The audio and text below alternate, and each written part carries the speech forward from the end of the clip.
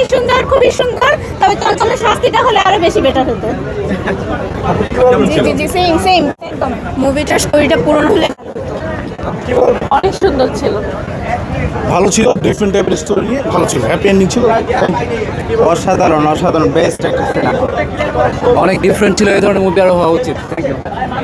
চমৎকার মুভি ছিল, ফ্যাবুলাস। ভালো ছিল। চমৎকার ইন্টারেস্টিং প্লট ছিল। Thank you so much. এত চমৎকার একটা স্টোরিকে এত সুন্দরভাবে মাল্টিপল ভার্স থেকে যে সে পোর্ট্রে করছে, really proud of Raihan Rafi and amazing acting by Tushi and Chanchal Chowdhury and the guy was too good. Thank you so much. সমাজের বাস্তবতাটাকে রায়হান রাফি ফুটিয়ে তুলেছে, খুবই সুন্দর হয়েছে। আমার কাছে আমি এখন পর্যন্ত 3টা সিনেমা দেখেছি, রাক্ষস, প্রিন্স এবং প্রেশার কুকার।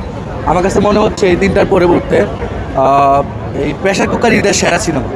আর রায়হান রাফির মেকিং তো কোনোভাবেই খারাপ হবে না, আর এটা খারাপ হবে, এটা চমৎকার লেভেল একটা সিনেমা হয়েছে। যারা দেখেন নাই পরিবার নিয়ে আসেন, অবশ্যই বাচ্চাদেরকে রেখে আসবেন, কারণ যেহেতু এখানে অনেকগুলো বিষয় আছে, আমাদের সমাজের গল্প, আমাদের আশপাশের গল্প। এই সিনেমাটা দেখার পর মানুষ বুঝতে পারবে যেটা আমাদের চারপাশের গল্প। বিশেষ করে নারী যারা আছেন তারা অবশ্যই আপনারা সিনেমাটা দেখবেন। যাদের মেয়ে আছে, মেয়ে বা সন্তান আছে, সেই সকল গার্ডিয়ানরা দেখবেন, কারণ এই সিনেমা থেকে অনেক কিছু শেখার আছে। আমাদের পরিবেশের গল্প, আমাদের সমাজের গল্প, এবং সর্বশেষ যে বিষয়গুলো আছে, আপনার কর্মফল যে বিষয়টা আছে, সেই বিষয়টা এখানে প্রেজেন্ট করা হয়েছে।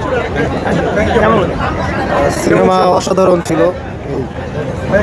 হ্যাঁ, অসাধারণ ছিল ছবিটা, কিন্তু আমার কিছু মানে অশ্লীল দৃশ্য ছিল, সেগুলো একটু ভালো লাগেনি আসলে।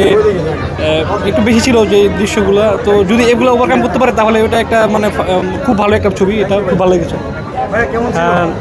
এই মুভিটা দেখে আমার অনেক মজা লাগছে। আমার সবচেয়ে ফেভারিট ক্যারেক্টার ছিল তুষি আপু।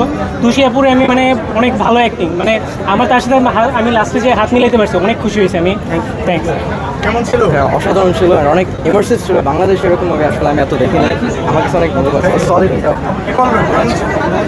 সিনেমা যতটুকু ভালো লেগেছে তার চেয়ে বেশি ভালো লেগেছে সিনেমার পরে হঠাৎ করে রায়হান রাফি, নাজিবা তুষি, চঞ্চল চৌধুরী সবাইকে দেখে অনেক ভালো লেগেছে। Thank you. খুবই ভালো লেগেছে, খুবই ভালো লেগেছে। আর লাস্টে সব অ্যাক্টরকে দেখে তো মানে কি কোনো বুঝতে পারছিল, খুবই ভালো লেগেছে। Thank you very much. Thank you. বেশ ভিন্নধর্মী ছিল, অনেক ভালো লেগেছে। আমি যদি ছোট্ট করে বলি তাহলে এটা একটা কোনো গল্প না, এটা সমষ্টিগত গল্পের একটা ধারাবাহিকতা দেখলাম আমরা, এবং আমরা একটা মাস্টার পিস হয়ে থাকবে। এবং আরেকটা কথা হচ্ছে এখানে কেউ অভিনয় করেন, টোটালি ছিল প্র্যাকটিক্যাল। অসাধারণ, মানে একটা মুভিতে যত ধরনের ইনগ্রিডিয়েন্ট থাকা দরকার সব ছিল, অভিনয়, তারপর সিনেমাটোগ্রাফি, এভরিথিং। খুবই ভালো লেগেছে। আমরা তো বুবলি আপুর জন্য দেখতে আসছি, তো উনি অবশ্য সবাই আসছে, নাজিফা তুষি, তারপর রায়হান রাফি সবাই আসছে, কিন্তু আমরা উনাকে দেখতে পারলে বেশি খুশি হতাম।